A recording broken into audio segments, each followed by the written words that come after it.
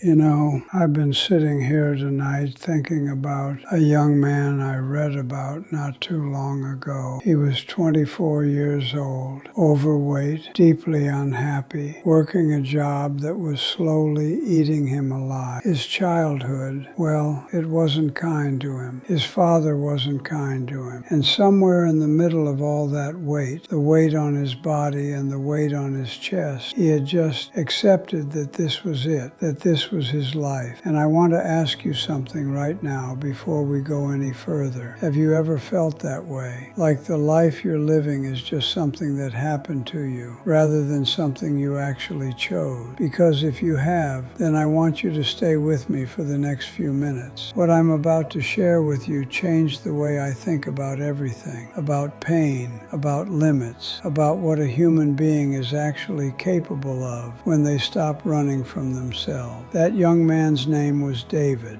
and one evening, completely by chance, he turned on the television and watched a documentary about Navy SEALs. These were men trained to operate in conditions most of us can't even imagine. Cold water, no sleep, pain that never really stops, and yet they kept going. And something inside David cracked open. Not in a dramatic way, not the way it happens in the movies. It was quieter than that. It was a small, stubborn little voice somewhere deep in his chest that said, this is the way out. Now, I want to be honest with you about something. David didn't transform overnight. Nobody does. He was over 300 pounds. He had asthma. He had a rare blood condition. The odds, as they say, were not in his favor. But he started anyway. He lost 50 pounds in 3 months. Then he tried to become a Navy SEAL. And the hardest part of that training, they call it Hell Week. An entire week of cold, exhaustion,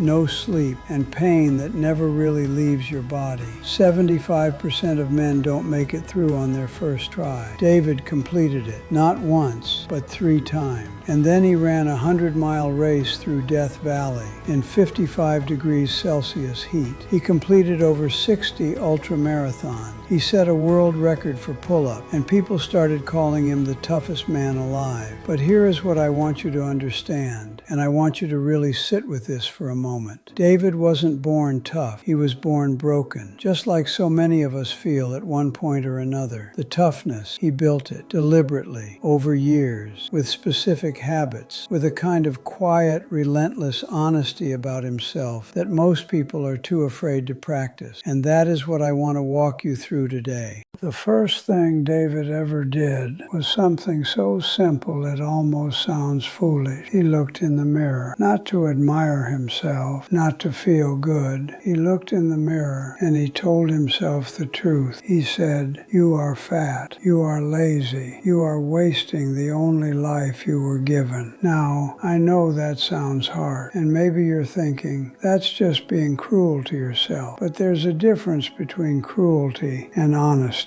And most of us, we've been dishonest with ourselves for so long that the truth feels like an attack. David called this the accountability mirror. And the reason it works is this: you cannot fix what you will not face. Denial, he used to say, is the ultimate comfort zone. And the moment you stop pretending is the moment your actual life can begin. There's a second lesson from David's life that I find myself thinking about all the time. He discovered it during his worst moments, halfway through a race, body screaming at him to quit, and it changed everything. He noticed that when he felt completely finished, when every part of him was saying stop, he was really only using about 40% of what he had. 40%. Our brains, you see, they're wired to protect us from discomfort, so they sound the alarm early. They tap us on the shoulder and say, "That's enough, you've done enough, time to rest," and we listen because it feels true. But it isn't always true. There is a deep well inside every person, and most of us never reach the bottom of it. Not because we can't, but because we stop before we ever get close. Now, I'm not telling you to destroy yourself. Please don't hear it that way. What I'm saying is, the next time you feel like quitting something that matters to you, pause, take a breath, and ask yourself, am I really done, or am I just at 40%? More often than you'd think, there's more left in you than you know. The third third thing David understood was about building what he called a calloused mind. You've seen the hands of someone who works with them for a living. Rough, thick, strong. Those hands didn't start that way. The toughness came from repeated contact with hard things over time. Your mind works the same way. Every small, uncomfortable thing you do on purpose. The cold shower in the morning. Saying yes to a conversation you'd rather avoid. Reading the book when you'd rather scroll. Every one of those things is a deposit. You're building a mind that doesn't flinch. A mind that when something truly hard arrives in your life, doesn't panic, doesn't collapse, just meets it. Start small. Painfully small if you need to, but start.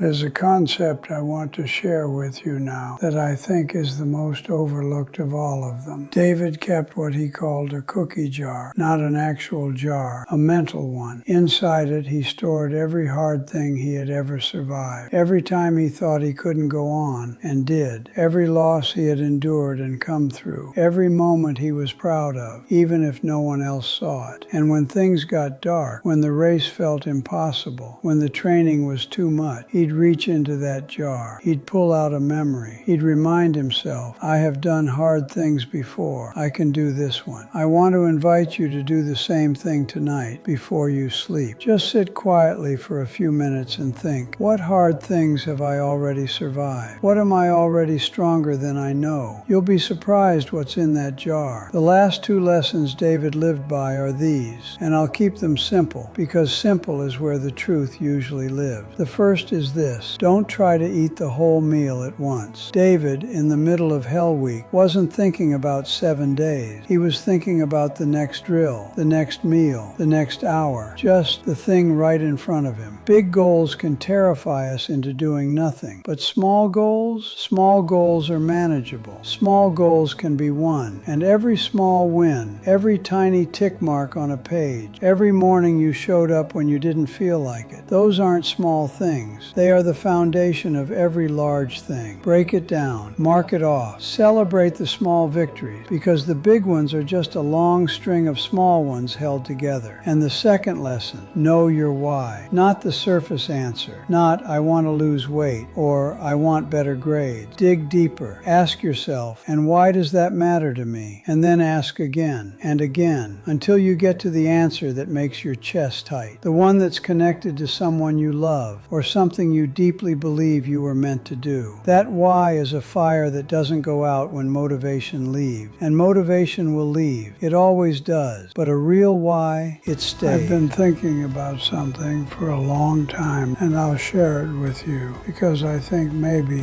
you needed to hear it today. The real battle, the only battle that has ever truly mattered, is not against the world outside you. It's against that quiet voice in your own head, the one that says you've already lost, the one that whispers every morning that you're not enough. David Goggins wasn't fighting the cold water or the 100 miles. He was fighting that voice, and he won, not because he was special, but because he refused to believe the voice was telling the truth. You don't have to run 100 miles. You don't have to be a Navy SEAL, but you do have to stop waiting for the perfect moment, because the perfect moment is just the present one, looked at differently. Start tonight. One small thing. One honest look in the mirror. One reach into your cookie jar. One reason why. I believe in what's still possible for you. I really do. If something I said tonight stayed with you, if even one of these ideas lit something up, I'd be honored if you'd join me here again. There's a subscribe button somewhere just below this. Press it if you'd like company on the road ahead. I'll be here. Same chair, same old lamp. Take good care of yourself tonight, friend.